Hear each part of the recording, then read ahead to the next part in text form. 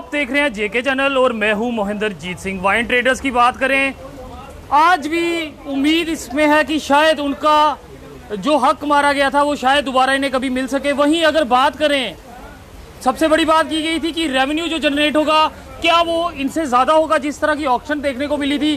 तो कहीं ना कहीं उम्मीदें एक्साइज पॉलिसी में आई थी कि अब जो रेवेन्यू होगा वो कहीं ना कहीं ज़्यादा होगा।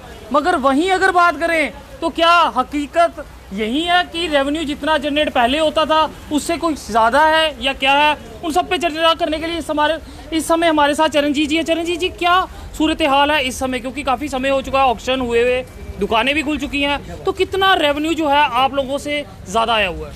देखें, ये तो बेहतर ये होगा कि डिपार्टमेंट इन राइटिंग बताए कि कितना रेवेन्यू हमारे पास आया, लेकिन हमारे हिसाब से रेवेन्यू जो है टोटली बिल्कुल रह चुका है। और हमारे हिसाब से 31 मार्च 2022 को ये रेवेन्यू 400 करोड़ रुपया नीचे गिरने वाला है, क्योंकि यहाँ पे बड़े सारे धंधे और हो रहे हैं। बाहर से शराब आ रही है, धड़ल्ले से आ रही है, और इतनी महंगी शराब जो लोग ले रहे हैं ओवर चार्ज के माध्यम से, तो आप कहीं ना कहीं ये सोच सकते हैं कि ये चीज़ें गलत हैं, और हमें नहीं लगता कि ये रेवेन्यू पूरा है। किन मांगों को लेके आज एक उम्मीद की किरण लगता है कि कभी कुछ हो सकता है? देखिए, हम आज भी ये सोचते हैं कि हमारी मांगे यही थी कि हम चाहते थे कि गवर्नमेंट जो है हमारे बारे में सोचे कि उनका जो टारगेट था कार्टेल सिस्टम का या रेवेन्यू इकट्ठा जनरेट करने का, वो दोनों उनके फेल हो चुके हैं। इसलिए हमने दोबारा उनको गुहार लगाई है कि अगर आप हमें रिवाइव करें तो हम आपका रेवेन्यू भी मेट करेंगे और आपको और भी सहूलियतें दी जाएंगी कि भाई ताकि हम लोग पैसा जो है आपको जनरेट करके देंगे। क्योंकि जो पहले भी हमने कहा था, जो ये कहते थे कि पैसा इतना इंपॉर्टेंट नहीं है, बाद में उन्होंने कहा रेवेन्यू ही है, और हमने कहा था कि हमसे रेवेन्यू ले लीजिए। और हम कह रहे हैं कि आज भी हमें अगर एक मौका दें वो, तो हम आपको रेवेन्यू जनरेट करके बताएंगे।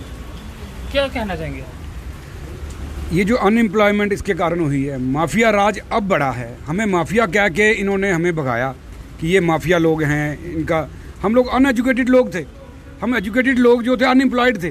शुरू से जब हमारे लाइसेंस दिए गए थे तब हम पढ़े लिखे लोग नौकरी ना करें, कुछ ना करें, अपना कारोबार करेंगे जीविका कमाने के लिए। आज हमें इन्होंने जगदम निकाल दिया। हमारी रिहेबिलिटेशन के बारे में कुछ नहीं सोचा। हम कहते हैं हमारे लाइसेंस 2023 तक रिन्यू हैं, हमें बहाल किया जाए ताकि हम अपनी जीविका कमा सकें, अपने आने वाले समय के लिए कुछ सोच सकें, अपनी सेटलमेंट कर सकें। हमारा इतनी डिमांड है कि हमारे लाइसेंस जो हैं वो फिर से रिस्टोर किए जाएं, ताकि 2023 तक जो रिस्टोर हैं उनको फिर से चलाने का मौका दिया जाए। बेरोजगारी जिस तरह से इन्होंने बात की लगातार बढ़ रही है और कहीं ना कहीं क्राइम रेट भी बढ़ रहा है, क्या कहेंगे? देखिए, जम्मू कश्मीर एक खुशहाल स्टेट थी। इसके अंदर अगर आप नज़र दौड़ाएं तो हर इंसान के पास छोटा मोटा काम था करने के लिए, और रहने के लिए छत भी था, और आज भी हैं। लेकिन इसको अगर बाहर की स्टेटों से कंपेयर करें तो हमारी स्टेट बड़ी स्टेटों से बेटर थी। लिटरेसी रेट बड़ा अच्छा था, हर आदमी के हाथ में काम था। लेकिन जब से ये यूटी बनी है और जो पॉलिसीज़ अडॉप्ट की हैं गवर्नमेंट ने, वो कहीं ना कहीं एंटी पीपल और एंटी जम्मू ट्रेडर्स पॉलिसी है। हम एक्साइज पॉलिसी को लेके चलें अगर, तो जब ये पॉलिसी आई थी हमने तभी कहा था कि ये पॉलिसी जो है, ये माफिया जो लिकर ट्रेड का माफिया जो बाहर की स्टेटों का है वो स्टेट में एंटर कर जाएगा। इन्होंने कहा नहीं जी हमें डोमिसाइल रखा है, तो हमने उसी वक्त कहा था ये मिसयूज़ होगा, प्रॉक्सी होगी, और हुआ।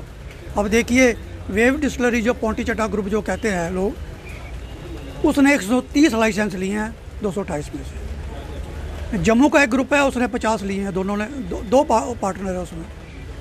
एक पंजाब का ग्रुप है, 8 उसने लिए हैं। दिल्ली का ग्रुप है, उसने लिए हुए हैं 10-12। तो इस तरह से 224 लोगों की रोज़ी रोटी छीन के इन्होंने 10-12 लोगों के हाथ में दे दी है। तो किस एंगल से लगता है ये पॉलिसी पीपल फ्रेंडली पॉलिसी है?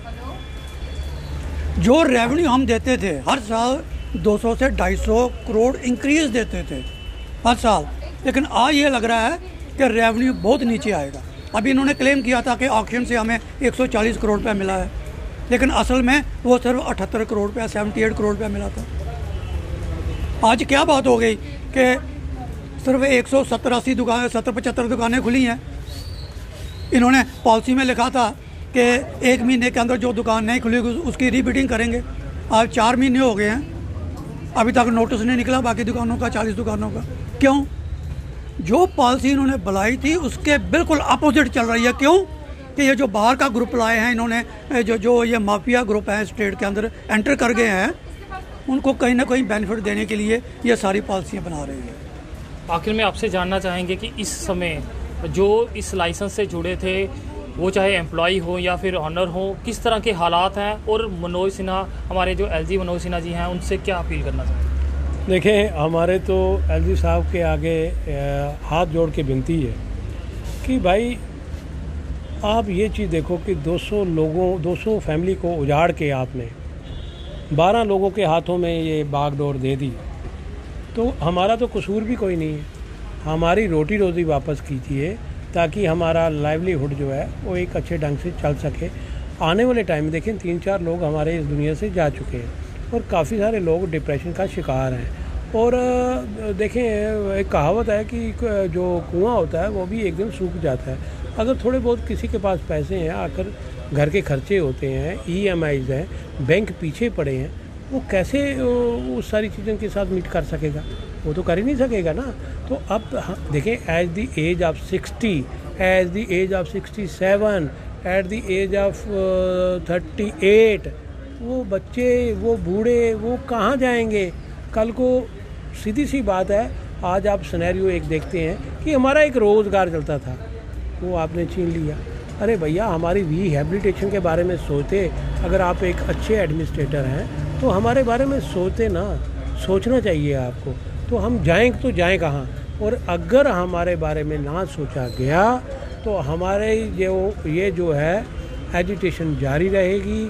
और मैं गवर्नमेंट के, सेंट्रल गवर्नमेंट के आगे अपील करता हूँ, ख़ासकर अपना आज हमारी स्टेट होम के अंडर है अमित शाह जी, जो हमारे माननीय होम मिनिस्टर हैं, उनसे अपील करता हूँ कि आप इसको पर्सनली ग्राउंड की रियलिटी को देखिए। आप इनकी बातों पे मत जाइए। आपका नाम बदनाम हो रहा है यहाँ पे।